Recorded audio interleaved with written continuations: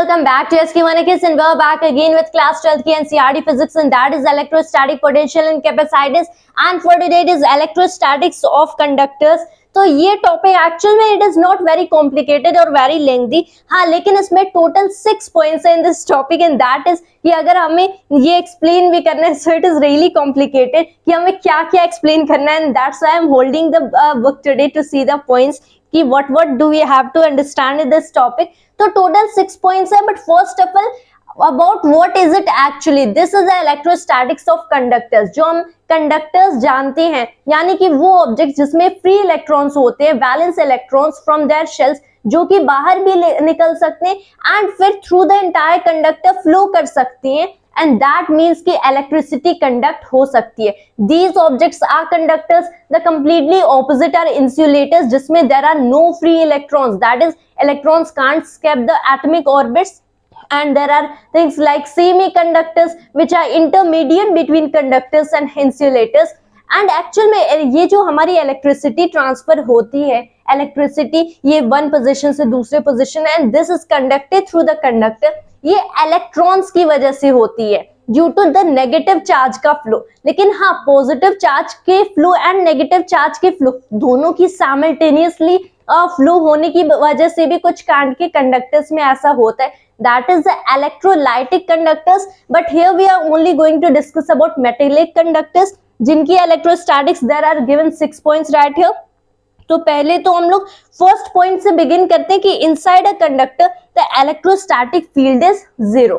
So first of all what will see right here कि अगर हम लोग कोई भी कंडक्टर एज्यूम करते हैं right, see this is a metallic conductor and फिर व्हाट वी सी कि यहाँ पे कोई दूसरी एक्सटर्नल फील्ड हो सकती है। Now it really doesn't matter कि हमारे पास इस कंडक्टर पे चार्ज है एंड इसकी खुद की एक इलेक्ट्रिक फील्ड है, इंटरनल इलेक्ट्रिक फील्ड है या फिर बाहरी कोई इलेक्ट्रिक फील्ड है। से यहाँ पे बहुत सारे चार्जेस हैं outside the surface of the conductor, there are so many, there are loads of charges जो कि इतनी सारी इलेक्ट्रिक फील्ड क्रिएट करेंगी at the various points on this conductor.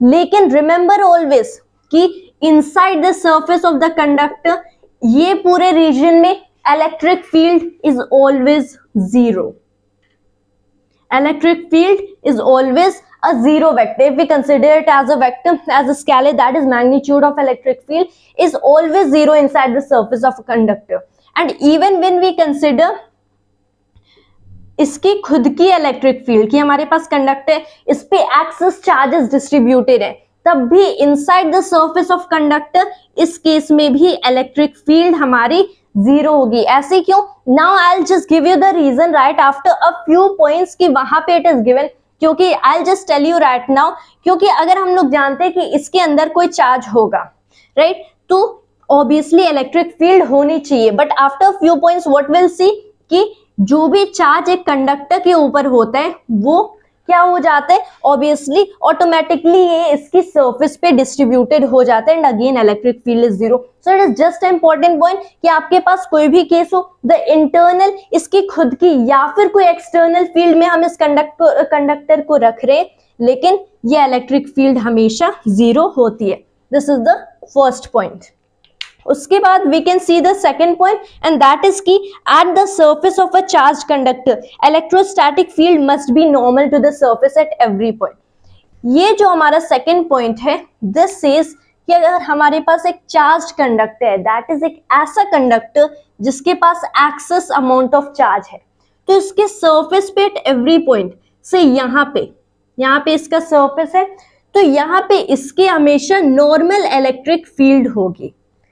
This is our surface. अगर यहाँ पे देखें तो इलेक्ट्रिक फील्ड जो कि रेडियली आउटवर्ड जाएगी इसके नॉर्मल होगी at this particular point electric field will be normal. अब there may be question that may be arising in your mind कि ऐसा क्यों होता है, why is electric field always normal to the surface at every point in a charged conductor, whatever be the shape of conductor it doesn't matter. ऐसा इसलिए होता है क्योंकि जो कि एक्सिस चार्ज होगा on the surface of the conductor से कि पूरा कंडक्टर पॉजिटिवली चार्ज है तो जो हमारे एक्सिस चार्जेस होंगे on the surface of the conductor अगर ये इलेक्ट्रिक फील्ड परपेंडिकुलर नहीं होगी, अगर ये एक टैंजेंट डायरेक्शन में होगी, से this is the surface at a particular point, this is perpendicular, लेकिन इलेक्ट्रिक फील्ड कुछ ऐसे हो जाए, तब ये जो हमारी यहाँ पे जो चार्जेस होंगे ऑब्वियसली उन पे फोर्स एक्ट करेगी due to this direction in electric field, and फिर क्या होगा कि ये मूव करना शुरू कर देंगे। But we don't want that to happen, why? क्योंकि हम इलेक्ट्रोस्टैटिक्स ऑफ कंडक्टर्स डिस्कस कर रहे हैं। रिमेंबर, इलेक्ट्रोस्टैटिक का मतलब यानी कि the study of charges placed at rest, कि जब भी आपके पास चार्जेस रेस्ट पे प्लेस्ड हो तब जो हम study of those charges, the interaction between them and everything, जो भी study of charges of rest, उन्हें इलेक्ट्रोस्टैटिक्स में काउंट करते हैं। तो चार्जेस किस पे हो? रेस्ट पे हो, राइट? लेकिन अगर यहाँ पे it will come tangent, there will be also a tangent component, a tangential component of electric field to the surface, तब वहां पे चार्जेस मोशन में आ जाएंगे, and we don't want to that to happen. इसीलिए electric field always acts normal at every point, ताकि charges don't move themself. This is the second point. Then let's look at the third point. ये है कि the interior of a conductor can have no excess charge in a static situation, and this was the point that I was telling you about, कि हमारे पास कोई भी conductor, let's say कोई भी irregular shaped का conductor, this is the habit of everyone, कि जब भी हमें कंडक्टर बनाना होता है we are just making irregular shapes, never regular shape. तो हमारे पास एक कंडक्टर है एंड उसके अंदर भी अगर हमारे पास एक्सेस चार्जेस है, तो remember in a static situation की जहां पे इलेक्ट्रोस्टैटिक्स की बात आती है, वो पहली बात तो वो सारी चार्जेस ऑटोमेटिकली इसकी सरफेस पे आके डिस्ट्रीब्यूटेड हो जाएंगे, and that is what always happens, and इसीलिए the electric field is always zero inside the surface of a conductor. तो यहाँ पे इलेक्ट्रिक फील्ड जीरो होगी, एंड जो भी चार्ज इवन अगर हम लोग इनसाइड रख रहे हैं तो ऑटोमेटिकली इस कंडक्टर की सरफेस पे आके सेटल हो जाते हैं, एंड यहाँ पे वे आके रेस्ट पे आ जाते हैं, always on the surface of a conductor.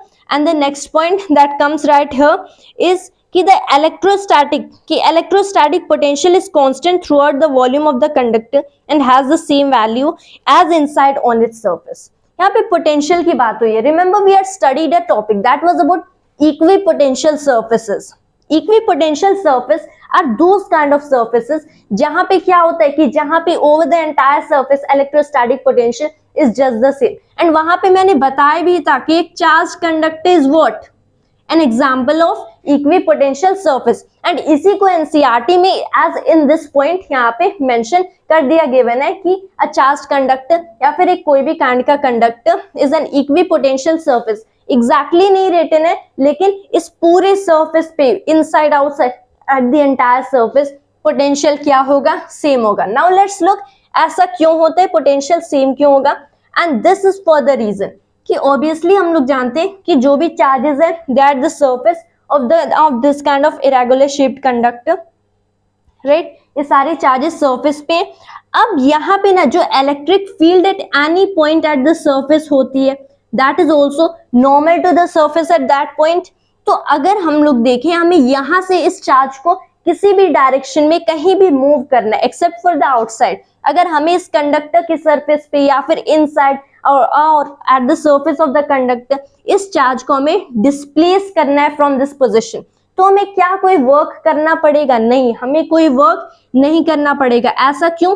क्योंकि जो इलेक्ट्रिक फील्ड है वो तो नॉर्मल है to the surface of the conductor, इसलिए अगर मुझे इस चार्ज को इस डायरेक्शन में डिस्प्लेस करना है तो ऑब्वियसली मुझे इलेक्ट्रिक फील्ड के अगेंस्ट वर्क नहीं करना पड़ेगा because it is going in this direction, so I don't have to work against the electric field, so the work done should be zero. अगर वर्क डन जीरो है potential difference should be zero. इसका मतलब इस पूरे conductor के volume के through out जो हमारी पोटेंशियल होती है, इलेक्ट्रोस्टैटिक पोटेंशियल होती है, that is always just a constant both on the surface of the conductor and inside. तो ये जो भी electrostatic potential it varies from conductor to conductor, लेकिन हाँ पूरी सरफेस पे एंड पूरी वॉल्यूम में this is always a constant. Now let's move on to our next topic and here are just 2 points left, and this is कि the electric field at the surface of a charged conductor. Electric field at surface of a charge conductor कितना होता है. So this is rather mathematical but very simple concept कि अगर हमारे पास एक charge conductor है जिसकी सरफेस चार्ज डेंसिटी गिवन है सिग्मा, तो यहाँ पे इलेक्ट्रिक फील्ड क्या होगी. सो लेट्स से हमने एक गॉसियन सरफेस यहाँ पे कंसिडर कर लिया. सो यहाँ पे हम लोगों ने एक गॉसियन सरफेस कंसिडर कर लिया. इसके लिए area we write as dA या फिर ds और whatever you want to write. The flux through the Gaussian surface is what the electric field. We are considering it at the surface, so that is what, that is the electric field. Times में क्या हो गया, times में ये area हो गया.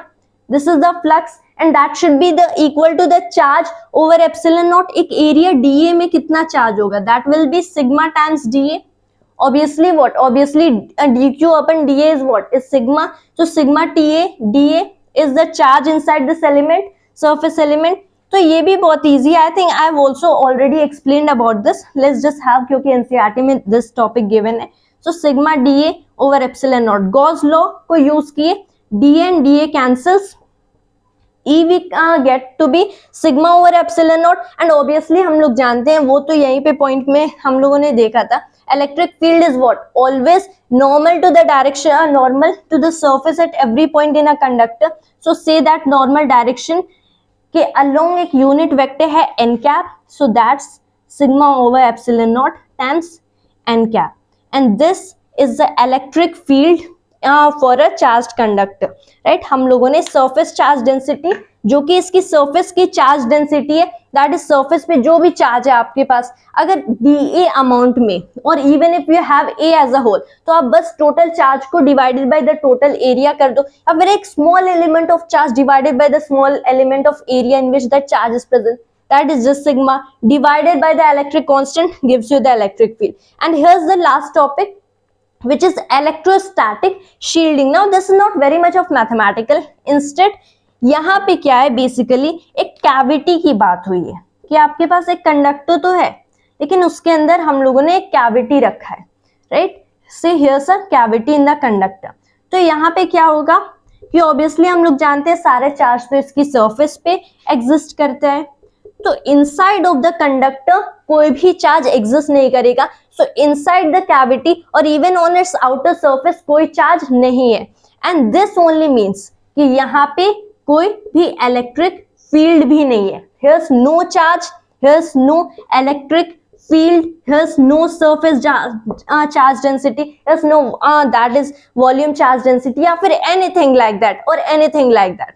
right, तो यहाँ पे अगर हम लोग देखें, this is a very important concept, क्योंकि अगर हमें कोई सेंसिटिव इंस्ट्रूमेंट को आउटवर्ड इलेक्ट्रिक फील्ड या फिर electric field lines, basically electric field से यहाँ पे बहुत सारी इलेक्ट्रिक फील्ड्स हैं हमारी, तो अगर हमें किसी सेंसिटिव इंस्ट्रूमेंट को प्रोटेक्ट करना है from all these electric fields, तो हम लोग क्या कर सकते हैं, एक कंडक्टर में एक कैविटी बना के उस इंस्ट्रूमेंट को इस कैविटी के अंदर रख सकते हैं. तो ऑब्वियसली हम लोग जानते हैं कैविटी के अंदर that's gonna be no electric field and that sensitive instrument can really be safe. Remember कि जो हमारे चैप्टर फर्स्ट था, आई थिंक चैप्टर फर्स्ट ही था, उसमें एक सेंसिटिव इंस्ट्रूमेंट की बात हुई थी.